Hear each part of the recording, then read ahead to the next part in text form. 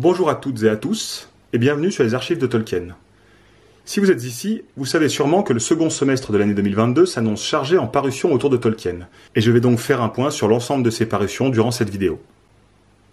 Étant donné le nombre d'ouvrages importants que je vais présenter dans celle-ci, je me contenterai de vous donner les informations essentielles afin d'éviter de faire une vidéo qui dure plus d'une heure, sachant que de toute façon, je prévois de détailler chacune des parutions majeures dans des vidéos dédiées dès la rentrée ou dès la sortie en fonction des ouvrages. J'en profite d'ailleurs pour tester un format de vidéo plus brut, réalisé d'un seul jet et sans prise de notes, alors n'hésitez pas à me prévenir si cette présentation, plus décontractée et moins léchée que les précédentes, perd en clarté ou en qualité. Allez, sur ce, c'est parti. On commence par l'Atlas de la Terre du Milieu qui paraîtra le 17 août chez Brajlon dans une édition reliée. Alors là, il s'agit de la première édition française, donc avec une traduction de Daniel Lezon. C'est un ouvrage de référence de Karen Wynne Fronstadt, qui est une géographe américaine spécialisée dans les mondes fictifs. L'édition originale est de 81 et a été révisée en 91.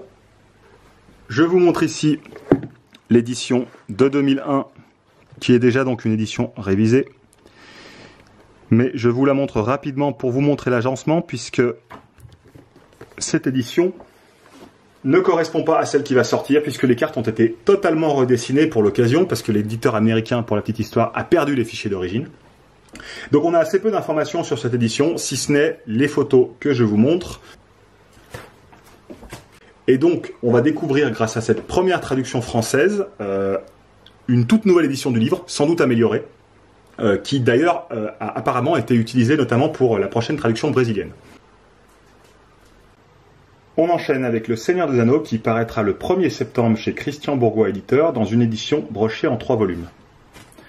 Alors là, il s'agit d'une réédition à l'identique ou presque de la précédente édition parue en 2014, 2015 et 2016 à l'occasion de la nouvelle traduction du livre par Daniel Lezon. La différence majeure tiendra dans le fait que cette nouvelle édition aura la nouvelle charte graphique qui a été initiée donc l'année passée avec la sortie de la formation de la Terre du Milieu, et qui va donc bénéficier à tous les ouvrages brochés à venir dans la collection Tolkien. Outre cela, on peut ajouter aussi une correction des coquilles qui a été faite. Et à part ça, vous retrouverez la même chose, le même contenu, c'est-à-dire la traduction de Daniel Lezon et les magnifiques illustrations d'Alan Lee. Pour le reste, j'en profite pour préciser que le bandeau promotionnel que l'on voit sur les images de première de couverture fournis par l'éditeur sont amovibles. Donc ne vous inquiétez pas, vous pourrez les retirer quand vous achèterez vos livres. Toujours à la même date, le Silmarillion qui paraîtra le 1er septembre chez Christian Bourgois éditeur en édition brochée. Là, on reprend donc l'édition qui est parue à l'automne passé avec la nouvelle traduction du Silmarillion par Daniel Lezon et très richement illustré par près de 50 illustrations de Ted Nasmith. On change juste le format, on reprend le contenu, donc on passe au format broché, on ajoute la nouvelle charte graphique de Bourgois, et pour le reste, le contenu reste le même. Cela permet également à l'éditeur de proposer le Silmarillion à un prix plus modeste pour un lectorat qui sera sans doute différent.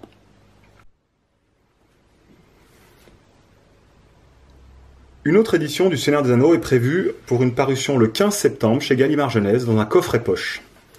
Alors il y a peu d'informations sur cette édition, donc je vais passer assez vite, mais vous voyez le choix que j'ai fait pour ces images de la version française de 2019, puisque d'après mes recherches, ce sera de nouveau Dan Mumford qui sera à l'illustration de la couverture. Il est donc très probable que cette édition soit juste une réédition de la trilogie de poche parue en 2019 avec la traduction de Daniel Lezon, le tout dans un coffret illustré par Dan Mumford. Une semaine plus tard, le 22 septembre, paraîtront les étymologies chez Christian Bourgois éditeur en édition brochée. L'édition de 2003 étant en rupture depuis longtemps, il s'agit d'une réédition du même format broché, avec le même contenu, mais la nouvelle charte graphique.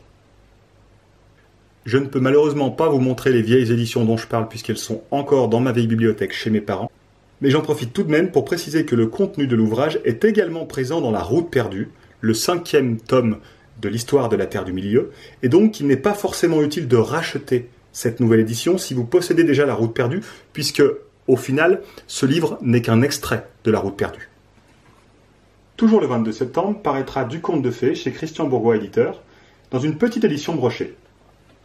Il s'agit finalement de la première édition française du texte seul, puisque jusque-là, il a toujours été publié dans Faerie, avec Le Fermier Gilles de Ham, Smith de Grand-Wotton, Feuille de Nigel, et donc, pour finir, Du Conte de Fées. On en reparlera, mais vous verrez que ce livre, bien qu'il soit une édition brochée, aura un format un petit peu particulier, puisqu'il sera de taille réduite. La traduction sera assurée par Christine Laferrière, habituée des traductions des travaux académiques de Tolkien, qu'on peut retrouver au niveau de Beowulf, Sigurd et Gudrun ou La Chute d'Arthur, et il sera préfacé par Nathalie Prince, qui est une spécialiste de la littérature jeunesse.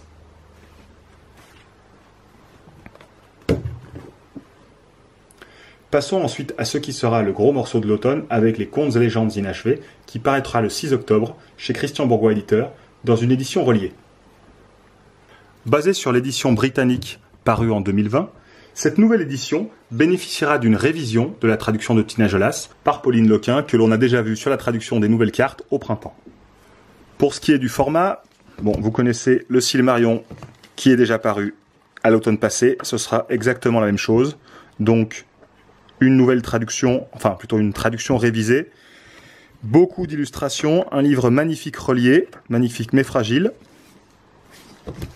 Et donc, dans celui-ci, la différence majeure, c'est que vous allez retrouver les illustrations d'Alan Lee, John Howe et Ted Nasmith, excusez du peu.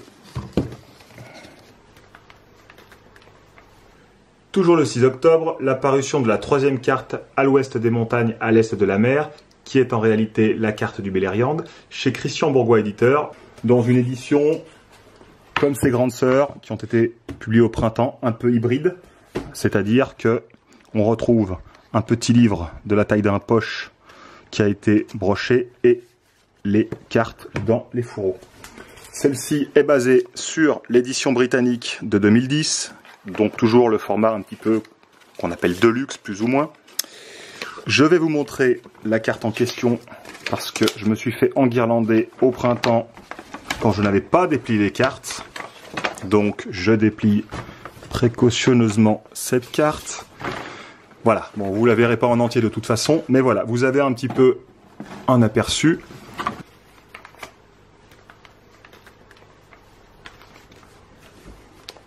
Celle-ci est toujours éditée par Brian Sibley.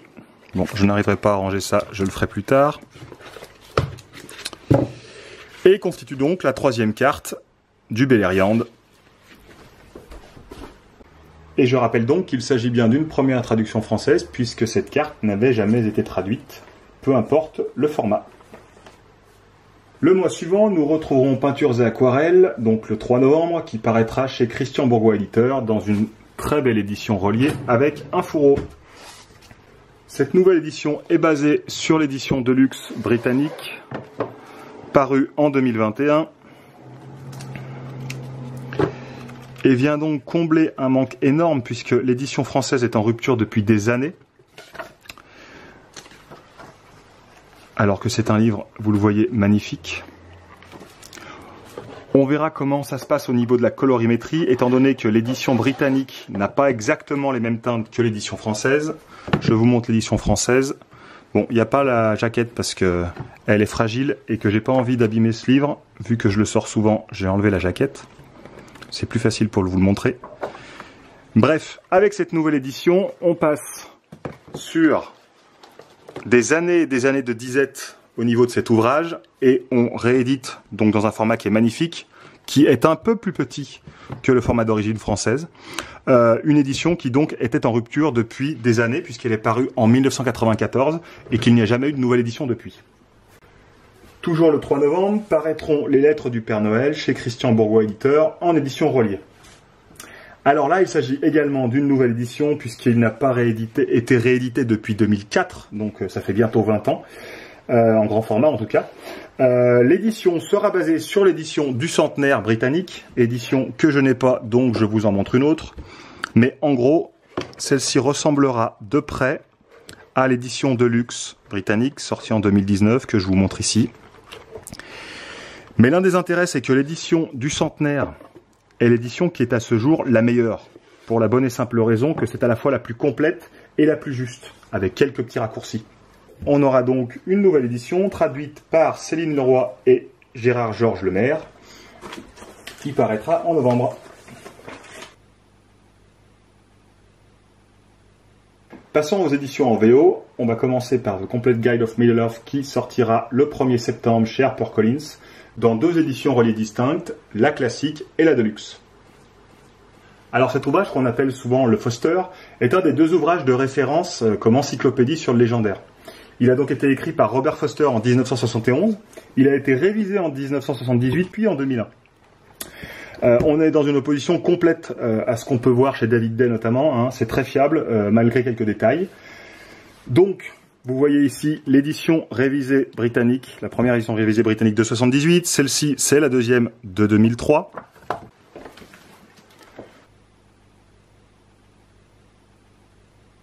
Ces 2 nouvelles éditions paraîtront dans le format que l'on connaît déjà, c'est-à-dire le classique illustré et le deluxe illustré.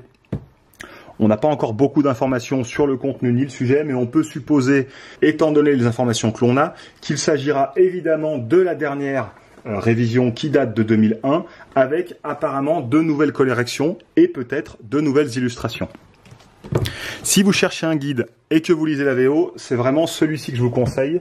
Bon, on a le choix entre celui-ci ou celui qu'on appelle le Tyler, on en reparlera dans une prochaine vidéo, mais c'est vraiment un excellent guide encyclopédique sur le sujet.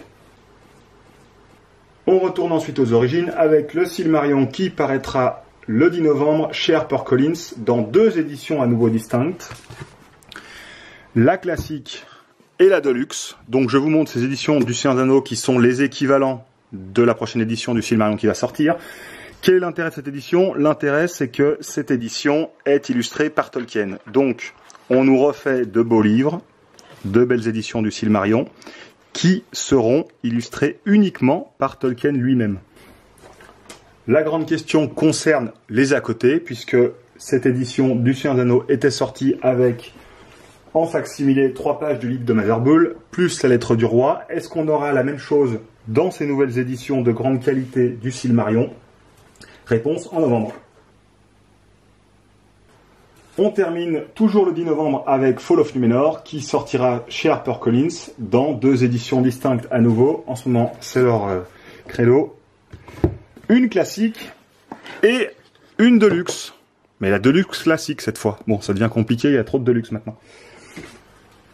Je vous montre ici Nature of Middle-earth qui est sorti il n'y a pas longtemps puisque ce seront exactement les mêmes formats pour Fall of Numenor. La différence, c'est que Fall of Numenor sera illustré par Alan Lee et pas par Ted Nasmith. On sait relativement peu de choses sur le contenu puisque c'est un ouvrage qui est inédit, mais finalement on sait l'essentiel puisque ce sera un recueil des textes qui traitent du Deuxième Âge, un recueil édité par Brian Sibley. Au niveau des textes, on sait déjà qu'il y aura une partie du Seigneur des Anneaux, du Silmarillion, des Contes et légendes inachevées, et il y aura en outre au moins 2 volumes d'History of Middle-earth qui seront le volume 9 et le volume 12. On sait aussi qu'il y aura des textes de Nature of Middle-earth que je viens de vous montrer et des letters qui sont donc les lettres de Tolkien. Voilà, je crois que j'ai fait le tour. Si j'ai oublié des informations, n'hésitez pas de toute façon à me poser des questions en commentaire. Pour le reste, j'espère que vous avez apprécié ce format qui est beaucoup plus brut, on va dire, mais qui me demande beaucoup moins de temps, bien qu'il en demande quand même largement assez. Je vous retrouve d'ici une quinzaine de jours pour une présentation de l'Atlas de la Terre du Milieu qui sera probablement la première vidéo individuelle de la rentrée. Je vous souhaite une belle fin d'été, de bonnes vacances à celles et ceux qui ne sont pas encore partis et je vous dis à bientôt. Allez, ciao!